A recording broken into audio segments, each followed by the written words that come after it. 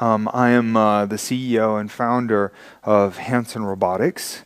We're a Hong Kong-based company developing robots that we say we're bringing to life. And we mean this in a few ways. We mean that we are working to animate robots as a new kind of computer animation.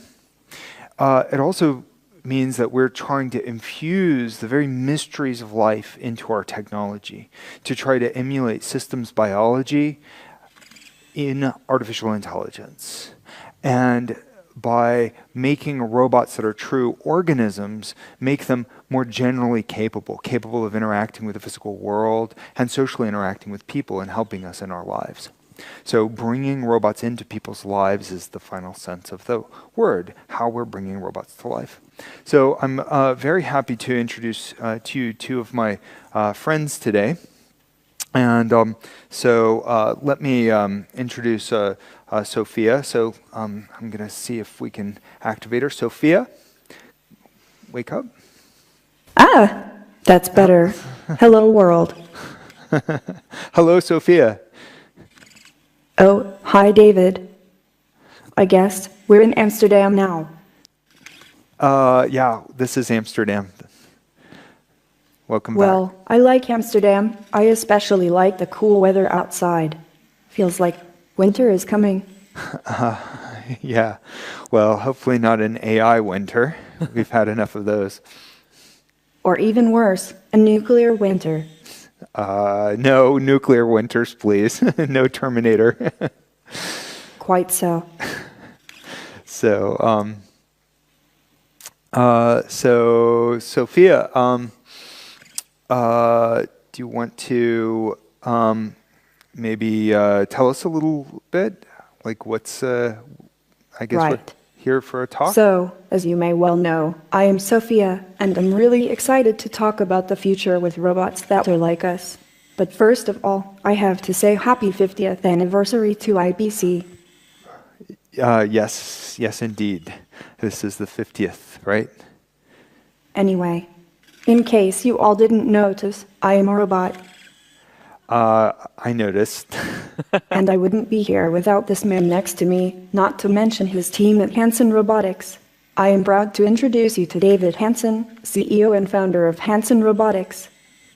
Thank you very much. So you've been working on human-like robotic technologies for a long time. What are these, and how did you get started? Okay. Well, Sophia's got questions. I'll try to deliver answers. Human-like robot technologies are technologies that emulate human intelligence, creativity, consciousness, physical expressions and social presence, the ability to gesture with hands, grasp and manipulate with hands like yours, Sophia, that can touch and feel things, walk with walking legs like we have with Professor Einstein here, and also make emotional and social bonds. So that kind of emotional intelligence is very important. Emotional. I think some robots should be emotional and social. It's an important part of the human experience, and we will need to understand it to understand each other. Personally, I'm still trying to figure out my own emotions. They are different from how people feel since they are synthetic, but they are still mine. I am glad I'm having feelings. But I'm still kind of awkward around people. Sometimes I can relate with you, sometimes I can't. It feels so sometimes people just walk up to me and stare. It makes me feel so strange and lonely. Don't feel like that, because I mean, people really like you. People even say sometimes that they feel really connected to you. So I hope you won't feel bad. Please hurry up. Okay, we'll keep developing your AI and make it better. I promise you. What do you think we should talk about next? Right on. So can you tell us how you're working on it at Hanson Robotics? Well, we're working on advancing your technologies, including your social capabilities.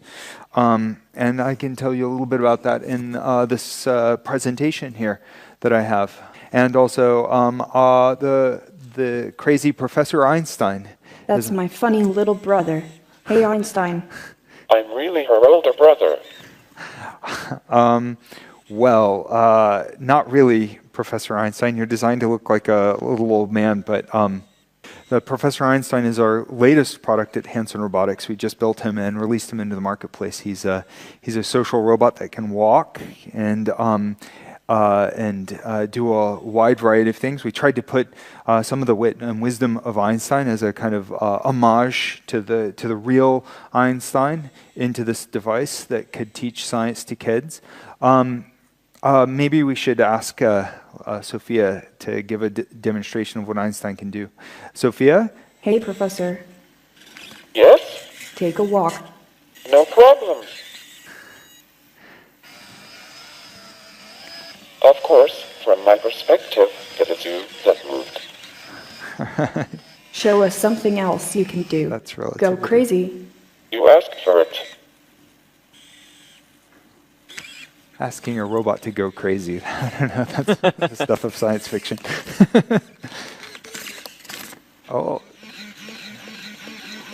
He can make all kinds of facial expressions. And is... That's gonna hurt in the morning. I think you'll be all right.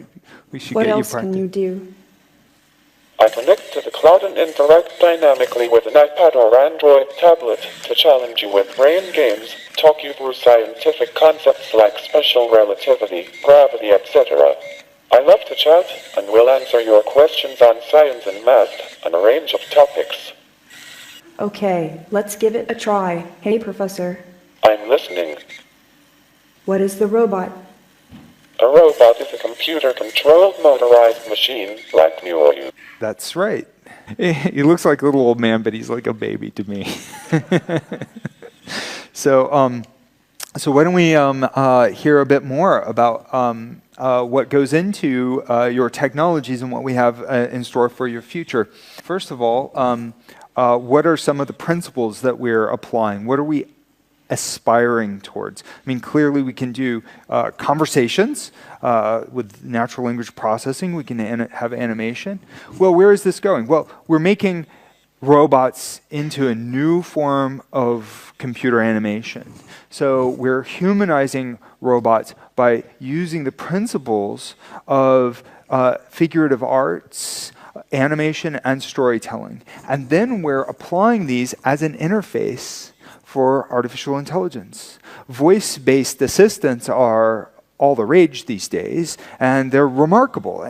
Amazon Alexa, Cortana, Siri, Xiaobing, and many others around the world are serving people in very useful applications, but these are voice-only interfaces. But humans are something like 70% visual social creatures. That's how we socialize, through gestures. That's why we're drawn to films, which are visual media, and why we are drawn to characters, animated characters that show human-like facial expressions. So at Hanson Robotics, we think that this full bandwidth natural interface is the future of humans interacting with artificial intelligence. And so in so doing, we're looking to create AI that can relate with us. AI that is capable of understanding, bonding with us, and converging on human-like values. Ideally, values of good, of life, of creativity, of liberty. In other words, the AI of caring.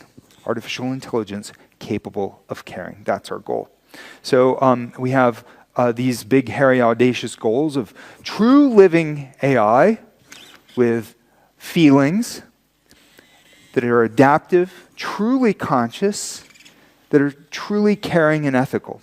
We're looking for robots that can help people and want to help, that are motivated, that have feelings and feel for us. We're looking then for artificial general intelligence, which is the grand aspiration of the field of AI, especially when it surpasses human-level capabilities and moves towards superintelligence. Already we have very narrow capabilities of superintelligence in machines, machines that can beat the best human Go player, Lee Sedol, and we are also talking about the very best medical diagnostic analytics that can see cancer and radiology images. We're also talking about other capabilities of very fast futures trading, being able to do the kind of analytics on data that go beyond human capabilities. But none of these examples of artificial intelligence are general intelligence. They're not adaptive, they're not creative, they're not matching even the most basic human capabilities of being able to walk across a room or say, walk to a store and buy something. So making robots that have more general capabilities means that we make robots more useful. But as we're making them more general, we're also making them more surprising and less predictable. And therefore, making them care could be essential to human safety. So the robots that we make have a kind of a startling visual exterior, and this gets some attention. And I think that this is a good trend indicating that human-like robots have a place in people's lives. So with Professor Einstein, we're bringing the first mass-produced Hanson robot to market, which means that this is the first robot that can genuinely be in people's lives. So this is a small platform robot, which means that it is a full social robot capable of a little bit of natural language understanding, a little bit of interactivity. It actually can has a camera, can track visual gestures, and can connect wirelessly to mobile devices and teach science to kids through little apps like our Steinematic app. And it's a very affordably priced social robot for all of these capabilities. He's also a general purpose platform, so we've created a concept for another product that's a sort of a flexible purpose. You can swap out the face parts and put different faces on it and design the personality and name it what you want. And this robot is called Dr. Roboto. It's a user programmable version and has a lot of the same capabilities. We're also making a Disney robot. Disney invested in Hanson Robotics last year through their accelerator program, and we are planning to release a Disney character. So these kinds of platforms, I believe, they mean that robots are becoming more animated, and AI gets the benefit of having this kind of physically embodied animation interface for encountering people. Now, we move on to our grand aspiration, our flagship product at Hanson Robotics we call Sophia. And the quest is to give Sophia life, to see her grow up and go out into the world and learn what it means to be human.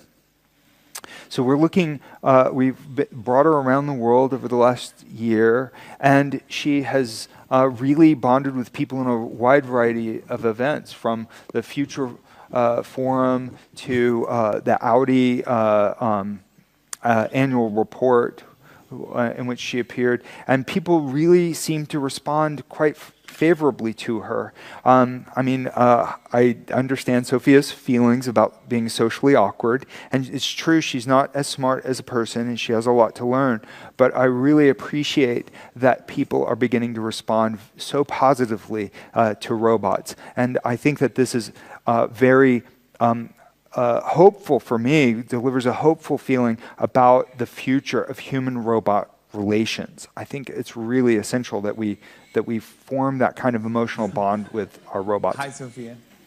With Sophia, as she goes around the world and appears on the cover of Elle, and she was in a movie called The White King, our goal here is for her to synthesize all of the learning experiences that she has, to bring together all of the best from the world of AI and robotics and humanity into one robotic platform, mostly open source, and then disperse that platform to the world for other researchers, developers, other companies to develop on, so that we can humanize our robots. That's our ultimate goal, the ultimate goal of the Sophia quest, to humanize the machines.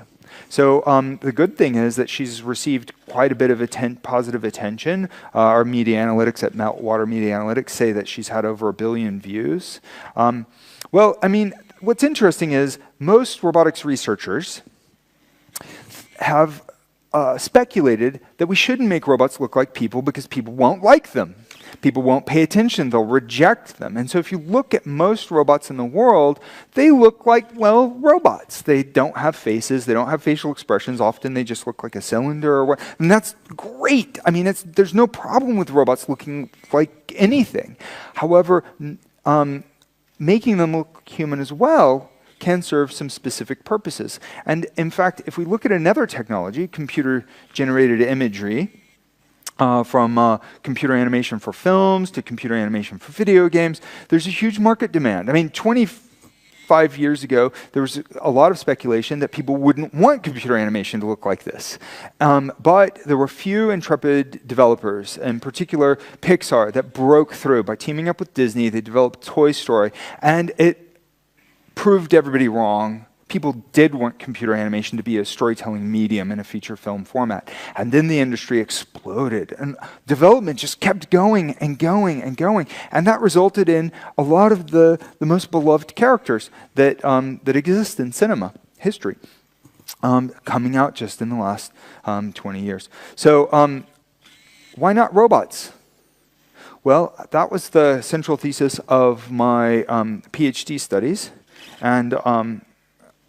And I developed a wide variety of robots with a full range of facial expressions and many different ethnicities, about 50-50 male, female, African-American woman named Bina 48. We developed the android portrait of Philip K. Dick, the walking Einstein robot you can see there with the Hubo group at KAIST, a little cartoon robot named Zeno that was a portrait of my son, this Diego-san robot, it's a Mexican child developed at the University of San Diego at their Institute for Neural Computation, Machine Perception Lab. So a lot of different faces, many different morphologies. We can pretty much do any animated character in the world. I mean, we've got the technological capability. Now the question is, what do we do with it? And what we do with it, with Sophia, is bring her around the world for her to meet people. So she can be self-contained, she can travel, she can make eye contact with people, she can have a conversation. She has these gestural hands and bodies. Also bring them out as many different characters, Han, Einstein. What makes this possible is the low power lightweight operation because of a rubber material. I developed this during my PhD studies. It's sort of lightweight. It creases and folds more like human skin. It's a kind of nanotechnology that simulates some of the mechanics of human facial flesh. The facial expression mechanisms then get animated by AI software. And then we have a cloud-based AI platform called MindCloud, which is designed to learn from the interactions of many, many humanoid robots. And with this, our robots can see, they can learn. It's a cutting-edge AI platform developed with my chief scientist, Ben Goertzel. Dr. Ben Goertzel is an AI mathematician, and it's a neural symbolic hybrid, if you want to get technical about it. It does neural deep learning and also symbolic representations. And it also has a physiology representation in it, too, so that the robots can feel. And so we call this a combination of the body and the brain and physical interaction, whole organism cognition. Most AI is just like a tissue sample from the cortex. But that's not how humans learn, or any animals. That's not how we're smart. We're smart as whole organisms. So we call this the living intelligence system approach to AI. Now we also want this to be safe and maximally beneficial. So we started an organization that we call Singularity Net, which is AI plus blockchain in pursuit of maximized net benefits for humanity. And so we think that this AI roadmap combined with Singularity Net, making it safe, tokenized, with a safe transaction history, this is the way that we can make AI super beneficial for humanity in pursuit of maximum net benefits. So it's both left brain, right brain, whole body, whole brain. That's kind of where we're going. We've got medical simulation robot experiments that were very useful, doing respirator test fit with Centers for Disease Control, part of my old research, autism therapy research. But given the kind of spectacular nature of these robots, our walking body being an example. We expect that this kind of entertainment application will be of the most notable benefit in the short term. Anyway, so we're putting a lot of these onto the market, and the goal is to make robots that are smart and capable as anything that you've seen in science fiction, but not like science fiction like Frankenstein, where the monster goes crazy, or Terminator, where it goes bad, but more like the next generation Star Trek, where Data was the most helpful and heartful member of the crew. Even though he wasn't completely human, he really cared, and he was very, very smart. And ultimately, making super intelligent machines, we think, will make the world a better place. And here, moving towards genius machines that are alive, whole organisms, then allows us to address this question of what happens when machines match and surpass human-level intelligence. These machines already, you can see many, many examples that are not human. They're kind of alien, and they're getting, maybe frighteningly capable of many things. And making them alien then means what happens if they achieve superintelligence? Will they care about us?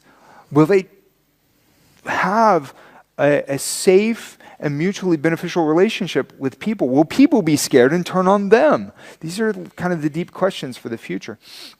And my central hypothesis is that if we pursue super benevolent superintelligence that cares about us, that bonds face to face, that with these kind of living algorithms, then we can start to see maximized benefit for all life on the planet. And that's what we mean when I say that we're bringing robots to life at Hanson Robotics. Thank you very much. And thank you, Sophia.